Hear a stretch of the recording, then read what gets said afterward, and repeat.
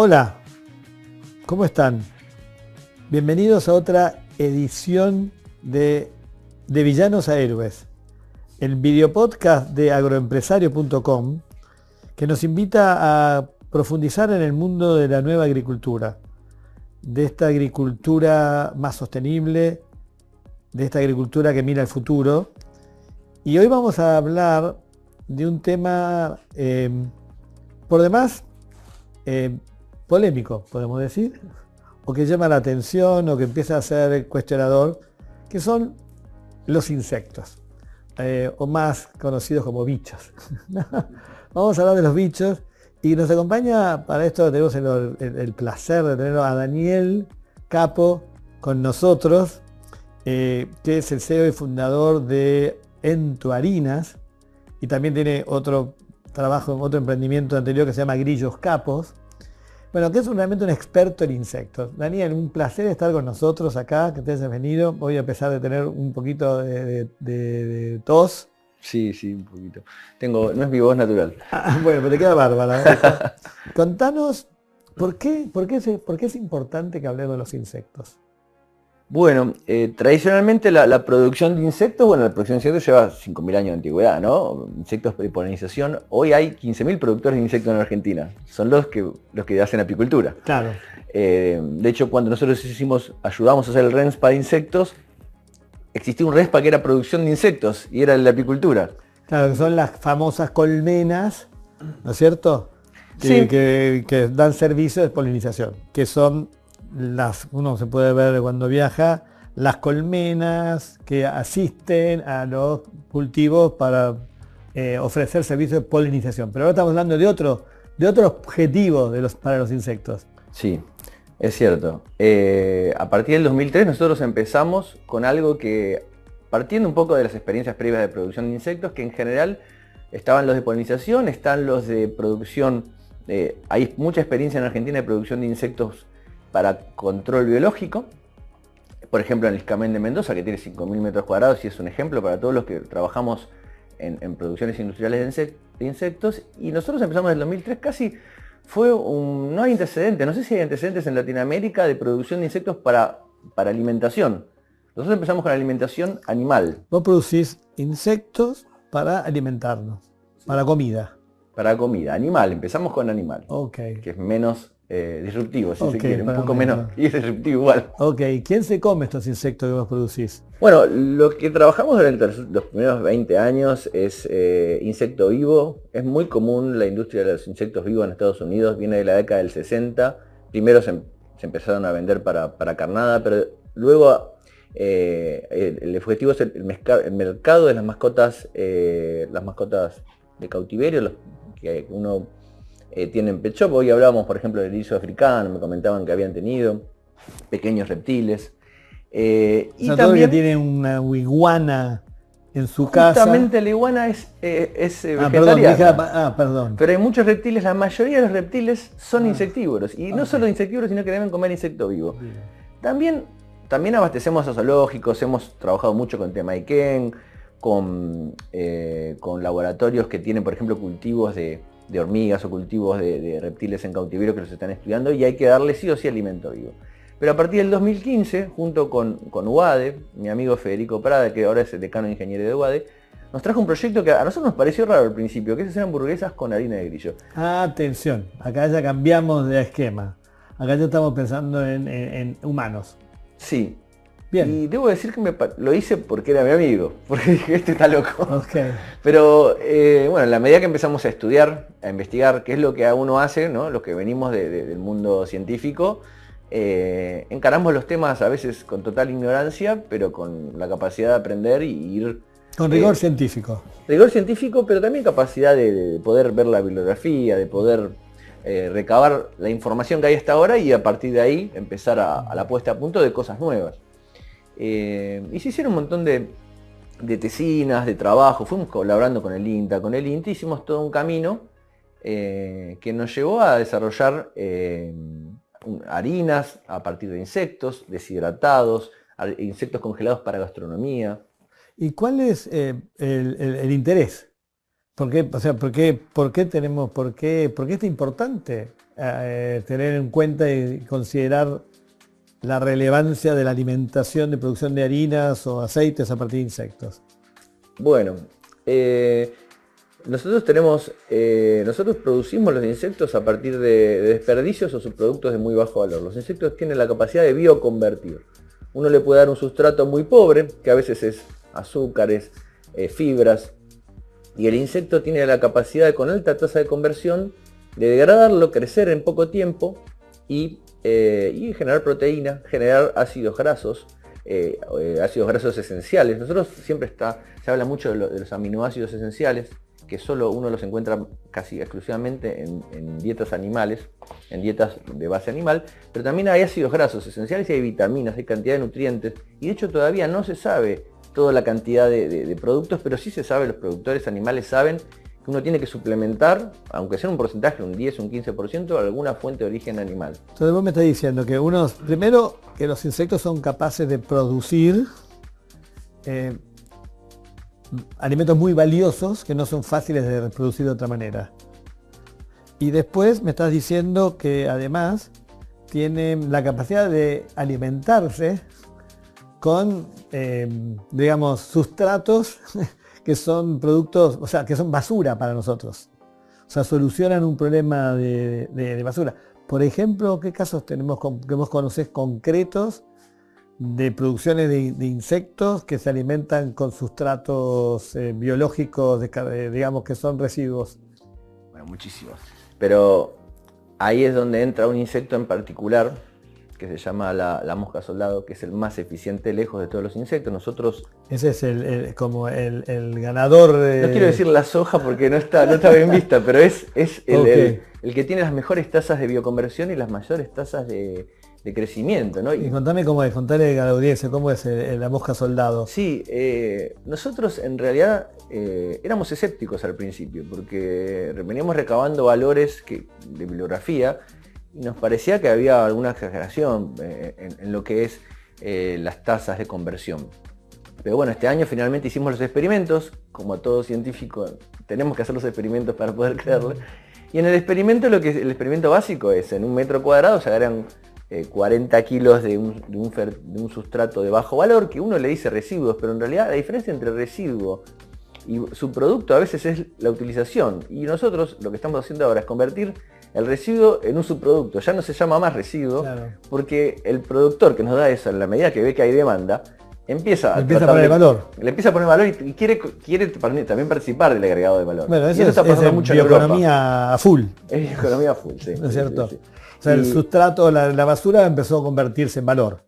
Es que eso pasó siempre en realidad. La economía circular no es algo nuevo, ¿no? A mí siempre me contaban que el asado de tira era un asado que se descartaba porque tenía mucho hueso, entonces no lo exportaban y se lo daban a los operarios y ellos hacían sus asados, que hoy es algo muy valioso. Siempre las industrias trataban de buscar valor, pero bueno, hoy es esencial, ¿no? Hoy con el aumento de la población, con la devastación de enormes áreas, con la deforestación, si no empezamos a trabajar en forma eficiente, bueno, estamos en problemas. Y además trabajar en forma eficiente y sustentable no quiere decir perder plata tampoco. Sustentable también es sostenible. De hecho, en inglés es la misma palabra. Eso es algo que es el leitmotiv justamente de este programa. Nosotros estamos sosteniendo que la sustentabilidad no es un costo, sino que la sustentabilidad tiene que ser un negocio, claramente, y hay que hacerlo así. Pero contame entonces, digamos, para los productores que nos están viendo en este momento, productores agropecuarios, digamos, ¿cuál es el ratio, por ejemplo, cuánto produce una mosca soldado? ¿No es cierto? ¿Cada cuánto se cosecha una mosca soldado? ¿Cuántos kilos de harina? ¿Se entiende? Dame algunas cifras para impresionarnos. Bueno, no, generalmente uno cuando empieza en forma piloto empieza en un cajón de 1 metro cuadrado. Uno coloca los 40 kilos del del subproducto de bajo valor, y al cabo de una semana uno pone como una semilla, no hablamos de cultivos porque uno maneja el tema, lo maneja por kilos, no tanto por unidades. Y uno pone una semilla de larvitas pequeñas, pero una gran cantidad, que se ponen cerca de 50.000 larvitas en ese metro cuadrado. ¿Qué son las semillas? Son las semillas que casi no se ven, son a la lupa prácticamente lo que uno inocula. y al cabo de una semana, en 7 días, uno tiene unas larvas grandes y 8 kilos de larvas, y 16 kilos. Esos 40 kilos se deshidrataron, se convirtieron en 16 kilos de un biofertilizante de muy alto valor. Nosotros ahora lo estamos empezando a comercializar. Esa larva es esa es la larva que se cosecha. Se cosecha la larva y se cosecha el fertilizante, que es el insect frass, claro, que sería el excremento de insecto, pero viene con mucha quitina, con restos de muda, con un montón de propiedades de un bioinsumo. Se transformó ese residuo. Ese residuo se transformó, se enriqueció. Se enriqueció, se deshidrató, se degradó y bueno, parte de él fue convertido a proteína, a lo que es la larva que da. ¿Y qué hago con la larva? No, tengo la larva, tengo un montón de larvas.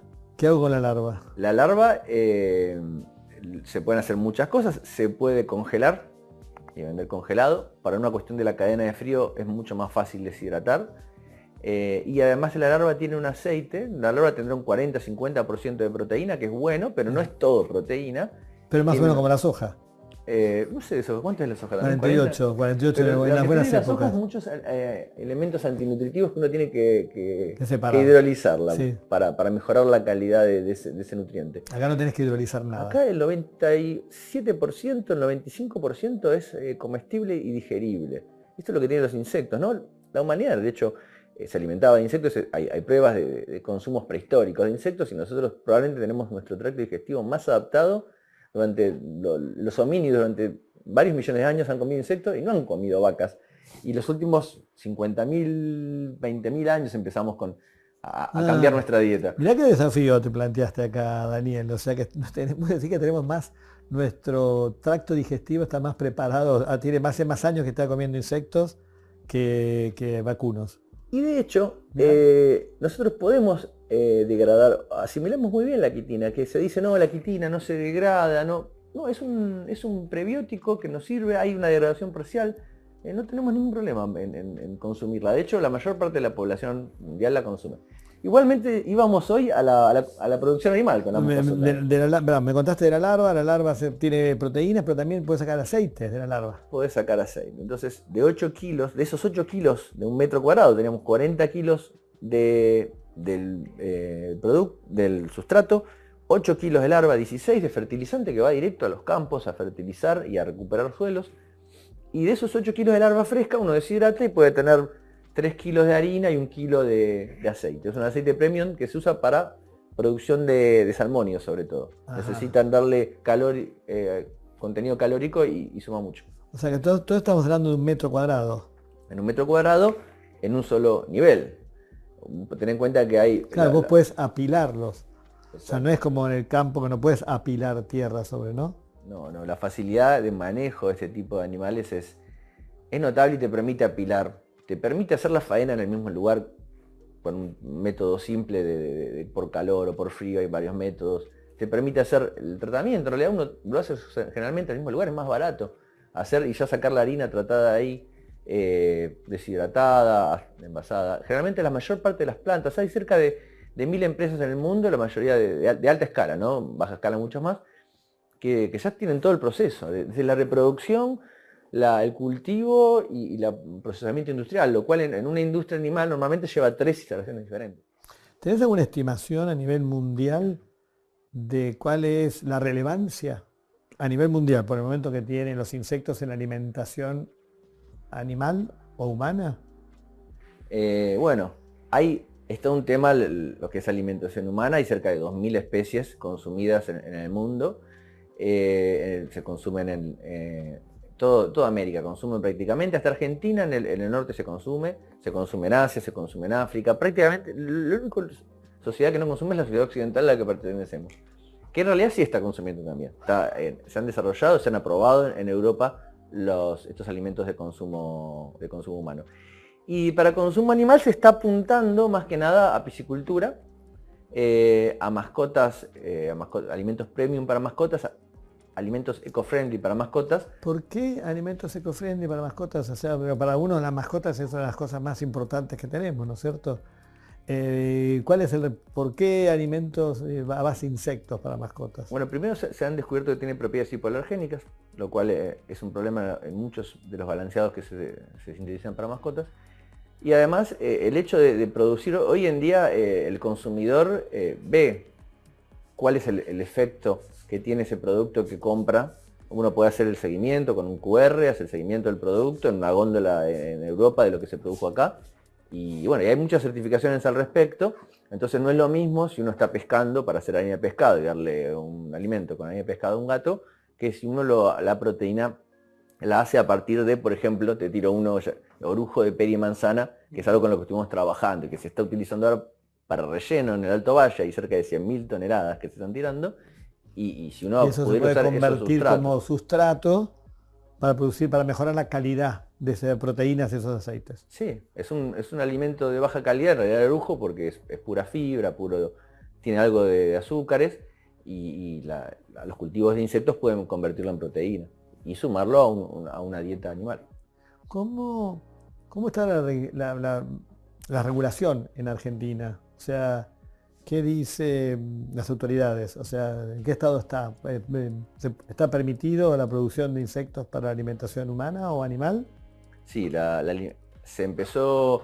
empezamos en el 2019 junto con varias empresas que entraron en el esquema local a trabajar en generar una normativa. El año pasado finalmente se generó, el SENASA publicó un capítulo entero en una especie de manual que tiene el SENASA, que es como su Biblia de producción animal, y le agregaron un capítulo de producción de insectos, con lo cual habla de la relevancia que se le dio al tema. No es que se habilitó ahí en un inciso escondido. Es como un capítulo de alimentación animal a base de insectos. A base de insectos, exacto. Pero falta la parte humana. La parte humana es el lado raro del asunto, porque Argentina hoy es el único país en el mundo que no lo permite. O que lo prohíbe, porque en realidad acá si no está en el Código Alimentario está prohibido. Y en particular ese capítulo que se hizo aclara solo para consumo animal. Y es raro, porque nosotros trabajamos en informes de la Red de Seguridad Alimentaria CONICET, donde fuimos 15 investigadores, especialistas en el tema, que analizamos todos los consumos, no solo en el primer mundo, sino en Brasil, en Chile, en México, de insectos y habilitaciones que había en otros países, y es un producto difundido, como no tiene ningún peligro. Lo que uno sí tiene que regular es el proceso, pero como cualquier materia prima, ¿no? Uno tiene que cuidar bien el proceso para que sea inocua y sea segura. ¿Cuál es el sueño tuyo con Entuarinas, ¿no es cierto? ¿Cuál es el sueño? ¿Cuál es tu...? Bueno, hoy hay un desafío, me parece una oportunidad en Argentina, y se calcula que son 18, yo decía recién 100.000 toneladas de orujo en Río Negro, pero solo del orujo. El Río Negro tiene otros desperdicios, y si uno va a nivel nacional, hay cerca entre 18 y 30 millones de toneladas de subproductos y desperdicios de la industria alimentaria. Hay un dato reciente del INTA, un artículo que escribí, habla de 180 y 200 millones de toneladas. Pero eso es en total, la producción total de la agroindustria, ¿no? No, de residuos. Yo le pregunté a la inteligencia artificial y me dijo 18 a 30 millones. Igual es enorme. Nosotros con los 18 millones tenemos para hacer 400 plantas. Sí. No las queremos hacer nosotros. Queremos que en Argentina se haga. Bueno, con 180 son 4.000 plantas. Vamos a chequear ese dato, después lo vamos a investigar. Pero es mucho. Es mucho. No es la única forma de bioprocesar desperdicios. Hay otras, hay muchos proyectos, pero en Argentina las varias líneas de procesamiento no están muy desarrolladas. Si comparamos Brasil, por ejemplo. Contame para redondear, porque digamos podemos ir avanzando lejos. En este largo recorrido, digamos, por convertirte en un referente en la alimentación de insectos, ¿a quién te gustaría agradecer en este momento? Bueno, hay mucha gente que hay que agradecer. Primero, la verdad que vos, que sos una lead de lo que es las startups, la innovación, la economía circular, me invites, te tengo que agradecer. Es un lujo, ¿no? Es un lujo. Es importante agradecer a Fernando Vilela, que lo tenemos acá al costado, que él participó de la normativa de 2024. Pero como todo emprendedor, bueno, hay mucha gente, ¿no? Muchísima gente. Uno tiene para agradecer, podría estar 3 o 4 horas. Federico Prada, que nos trajo el tema, ¿no? Nos sacó un poquito del alimento vivo para meternos en lo que es producciones deshidratadas. Y en particular más recientemente hicimos con la gente de CIATI, de Neuquén, que es un laboratorio de alimentos. Hemos hecho desarrollos a partir de insectos. Con la gente del CIDCA de La Plata. Estamos haciendo una tesis con panificados con insectos, y con Sofía Katzin, que ella es una argentina que trabaja en la mosca soldada en Australia, y ella está haciendo una revolución en Latinoamérica porque está adelantando 10 años todas las producciones de mosca soldado acá en Latinoamérica. No solo con nosotros, sino en Brasil y en Argentina. Muchas gracias, muchas gracias Daniel, un placer. Gracias por esta oportunidad de profundizar en algo que promete ser parte de nuestra comida habitual en el futuro, los insectos. Un placer y hasta la próxima edición de Villanos Aires.